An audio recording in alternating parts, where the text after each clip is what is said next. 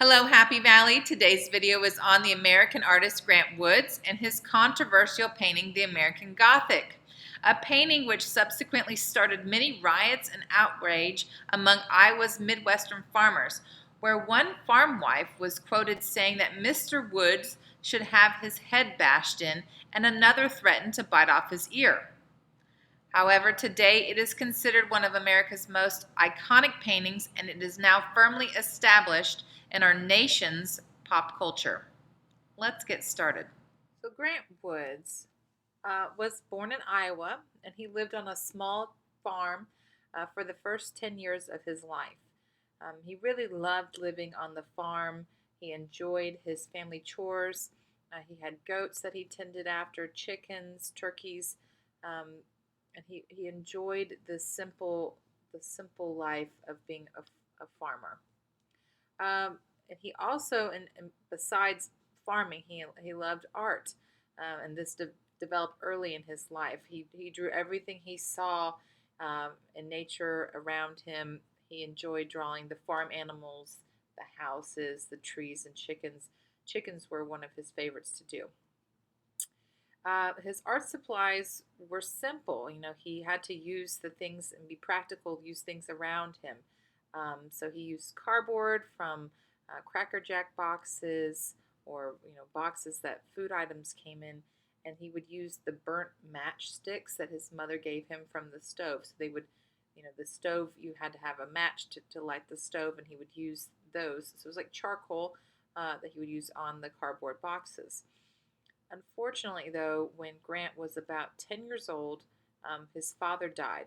This is in 1901, and his family had to leave the farm, had to give up the farm. They could no longer maintain it. His mother could not do all the things that his father did, so they had to sell the farm, and they moved to the nearby city of Cedar Rapids.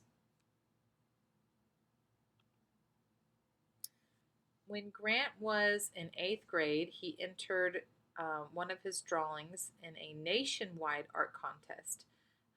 It was a picture of oak leaves, and it won a prize of $5.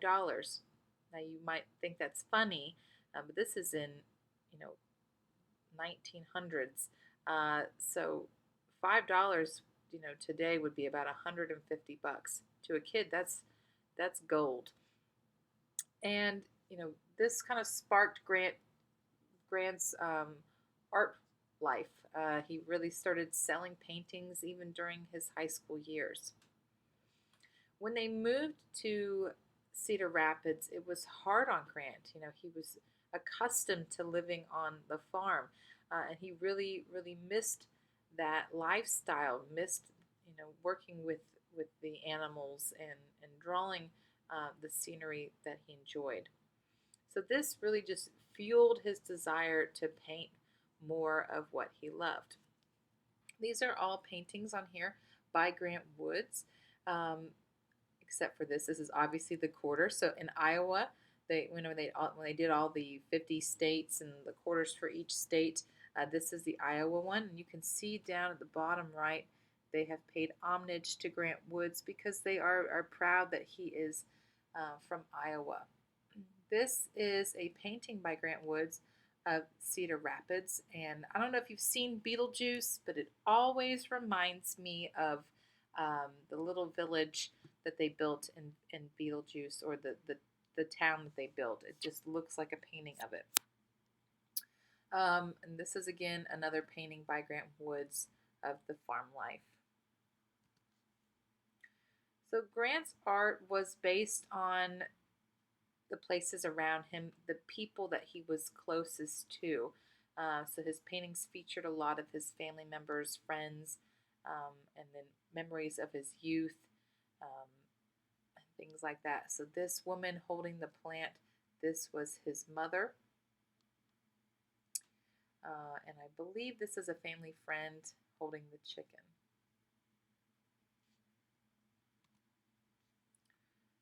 Grant's artwork was very precise. He uses crisp lines and solid shapes.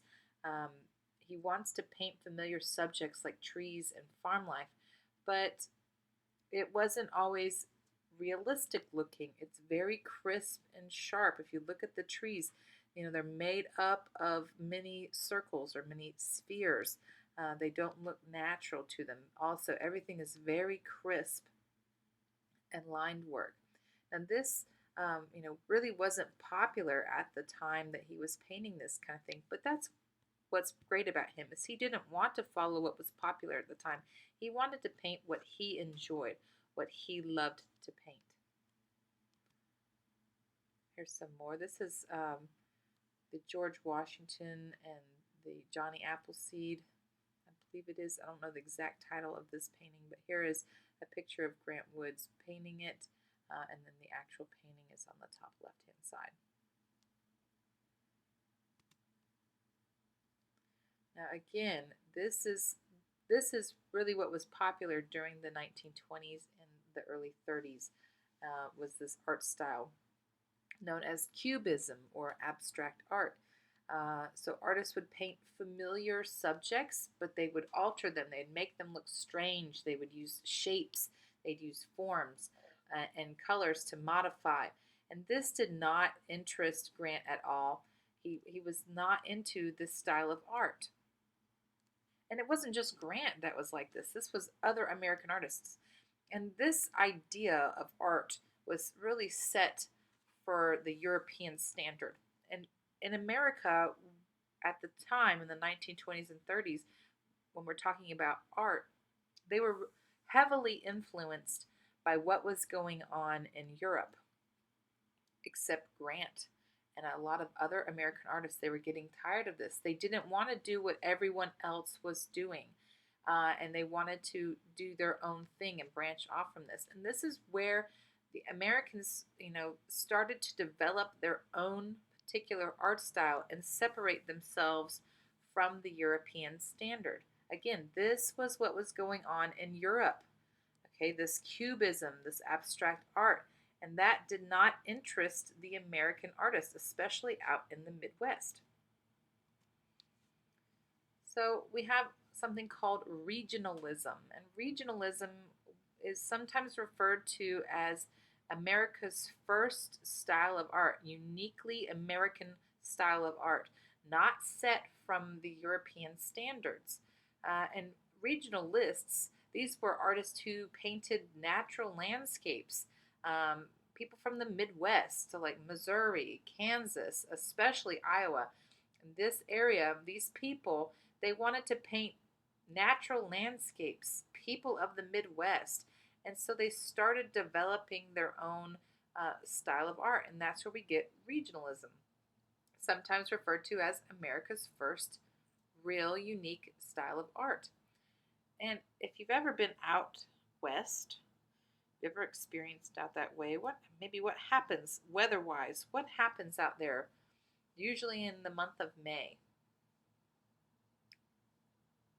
Tornadoes. Okay, so we have a lot of weather out in the Midwest, and I've had the opportunity to live out there, and it really is something different. Here in East Tennessee or in Tennessee, we have these beautiful mountains.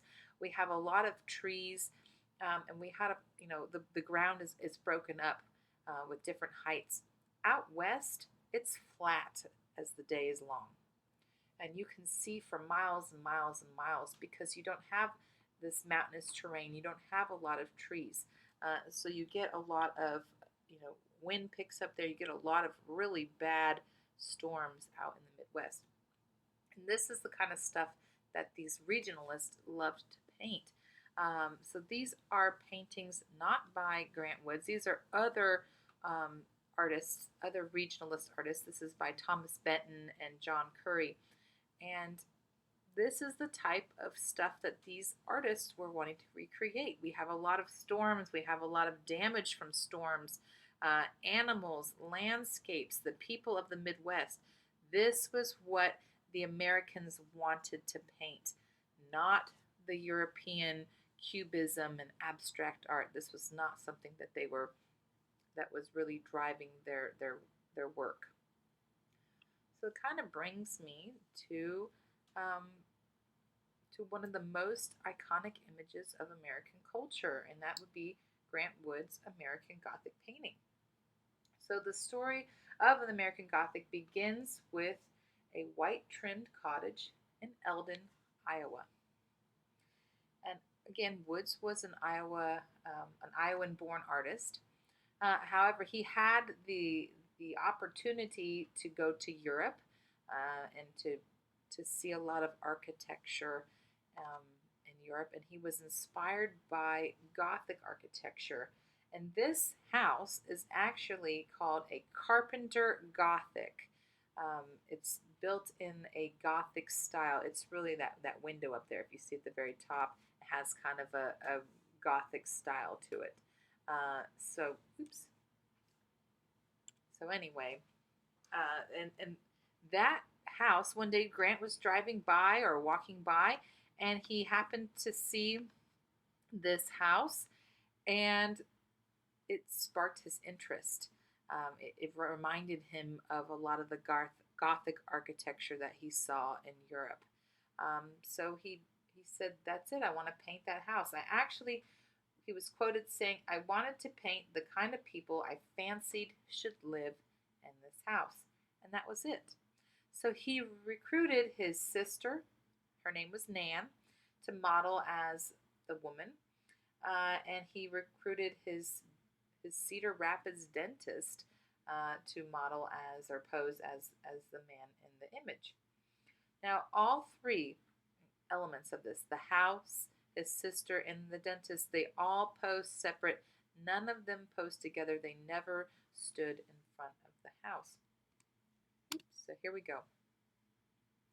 And these are, there's his sister, there is the dentist, and of course we have the house in the background. Now look at her outfit. She's dressed in a prim colonial print apron. It has what's called a rickrack trim, so it's that little jagged trim around it. This painting was done in the 1930s, but even in the 1930s, her outfit is very dated. And now, if you look at his dentist, he's holding a three-pronged pitchfork, which is mirrored in his overalls right here. So it has that same shape in the overalls. We have this duplicate or illusion of the same two pairs. And he is wearing a black jacket, a collarless shirt, and then the overalls underneath it. And he has a very stern look. Actually, both of them have very stern looks. They don't seem very friendly people, especially holding that pitchfork. Now, Grant entered this painting in a competition, and the competition was at the Art Institute of Chicago. And a lot of the judges wanted to dismiss the painting.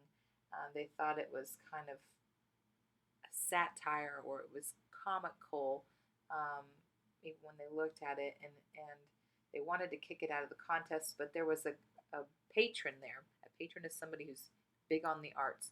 And so this patron said, "Please reconsider, keep this piece of artwork in the competition."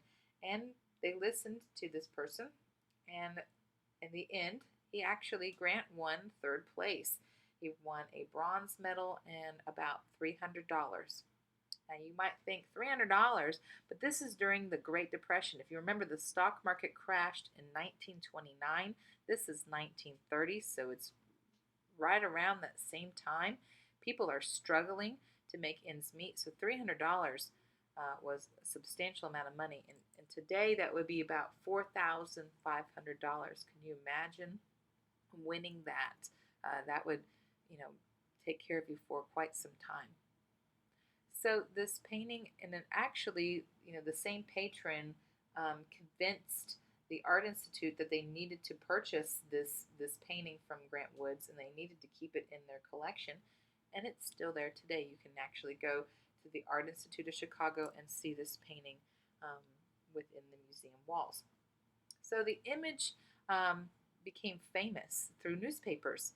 So it started appearing in the Chicago Evening Post, and then it appeared in the New York Post, Boston, Kansas City, Indianapolis. It's going around these big cities And they all, for some reason, have the caption "An Iowa Farmer and His Wife." Grant Woods never suggested that these were farmers. He never said anything like that. This is just, somebody who's writing an article and they picked that title. So this thing is trickling around these big cities, and then it starts to get down into the smaller um, areas, and it makes it to Cedar Rapids, the Cedar Rapids newspaper, and this is where Grant Woods lives. Um, so of course it's titled "An Iowa Farmer and His Wife." Well, the real Iowa farmers and their wives, they were not amused at all. Um, they did not like this. They thought that Grant Woods was making fun of them. And actually, here is a picture of both his sister and the, the dentist with their painting. But anyway, these farmers and their wives, they did not like this at all. They thought he was making fun of them. They thought this was a caricature, and it escalated. People, got angry quickly. Um, an Iowa farm wife told Woods that he needed to have his head bashed in. Another threatened to bite off his ear, and this affected Grant because that wasn't his intention at all. He never said that they were farmers. In fact, he thought that these would just be small town folks. And, it just really upset him because that wasn't his intentions at all. But the person it really affected was his sister Nan. People attacked her in the streets. They, said she looked like a spinster, and a spinster is like a woman a cat lady. Think of a cat lady. Um, and, she looked way older than she really was. Grant really did not help his sister out in this one. Her clothing was dated, and so these people attacked her, and it really affected her. And she started, um, she was embarrassed that she was being depicted as the wife of a man twice her age, and so she started telling people that no, that they were father and daughter, not husband and wife. However, Grant Woods never, he remained very vague about this point, maybe because it really affected his sister so much, but he never agreed to what she was saying. Anyway, I mean, if you look at her clothing here, um, and then you look at the real Nan, and look how much more feminine she looks with her hair curled at the top. She's, has a nice, um, fashionable outfit for the time, and so again, she really was depicted wrong in this, and Grant felt bad. He felt bad for the backlash that she was receiving, and so he wanted to uh, recreate a painting of Nan to show her in a more feminine light. Um, this is his way of apologizing to her. So he recreated this, or he had her pose one more time for him, and he wanted to show her feminine side. And this was his way, again, of an apology to her. So her hair, if you look at it, it has that wave to it. That's called marceled, and it was very popular at the time to have this. She's wearing a polka dot sleeve dress. She's showing some skin versus here where she's completely covered up, from her neck all the way down to her wrists, all the way probably down to her ankles. So here we have a more feminine outfit, polka dots, the sleeves, she's showing skin. It's cinched at her waist, very, very fashionable. And in her hand, you see there, she's holding a chick and a plum. Um, and the chick, it's to show that it's very young and it's vulnerable. It's resting in her hand. It's showing that Nan she's tender, she's loving, she's not this mean old cat lady that's going to shoo you off of her porch if you walk on her grass. Um, It's trying to show that she was a nurturing, loving person. And a plum, well, fruit throughout history, throughout art, has always been a symbol of femininity, or daintiness. So again, he's trying to symbolize this, um, and really emphasize that she was not this spinster, mean old lady, that most people were viewing her as from the American Gothic. Um, anyway, so back to this painting. Again, we have a lot of simple shapes in here, and then we have a lot of repetitive shapes. So the big thing is this pitchfork in the front, mirroring that in his overalls. We have a lot of crispness. Look at the trees in the background. Nice and perfect shapes back in here at the very top. Perfect round shapes. We have a lot of line work up in here, and then we have this Gothic style window, which is dead center. It usually catches your eye, and it actually works in a triadic formula. So we have the window, then it brings you usually to her, over to him, and back. That's something more I teach in art too, but there's a lot of symmetry in this. We also have these symmetrical figures in the foreground, and then we have this piece right here, dead center, in the background. Now this painting is iconic American culture, and one of really America's first and most famous art pieces, well-known art pieces. And of course, this has been parodied so many times, and I love to show you guys parodies.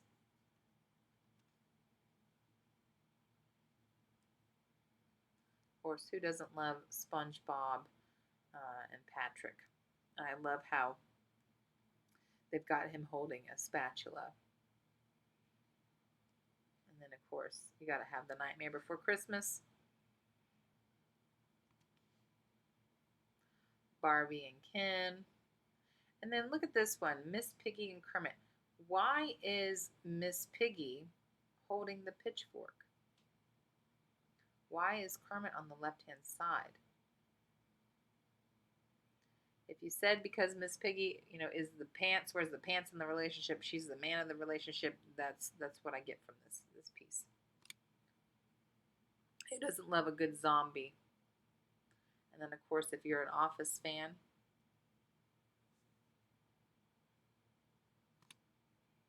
gotta have me some Beetlejuice. Love it. And then the Minions.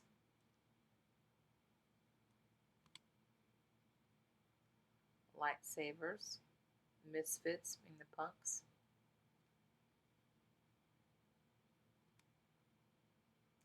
Batman, Robin, the Joker. This is supposed to be Harley Quinn, I think, maybe.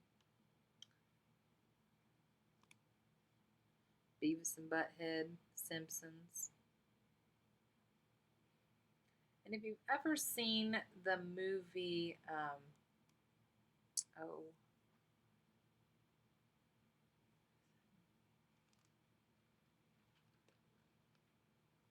if you ever seen the movie Rocky Horror Picture Show, this is in the very beginning of the film.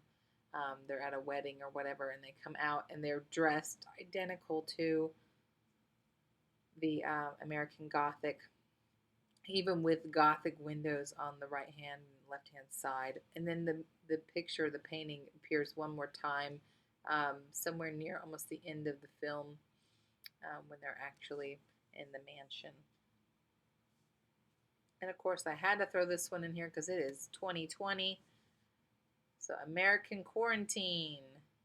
I love the masks, the toilet paper, the Lysol. It's just very comical. And sculptor Jay Stewart, he likes to sculpt a lot of things, and one of those is that he did a rendition of the American Gothic, It's 25 feet tall, and he called this God Bless America. And it's been traveling through the United States. I'm probably sure it's been decommissioned at this point. I think this was maybe in 2016. So it's been a few years. But anyway, this sculpture was making its way around the United States, going to places like, of course, Iowa, Grant Woods' home state, Illinois, Chicago, Illinois, New Jersey. It's been making its way around. Again, it's a piece of iconic history.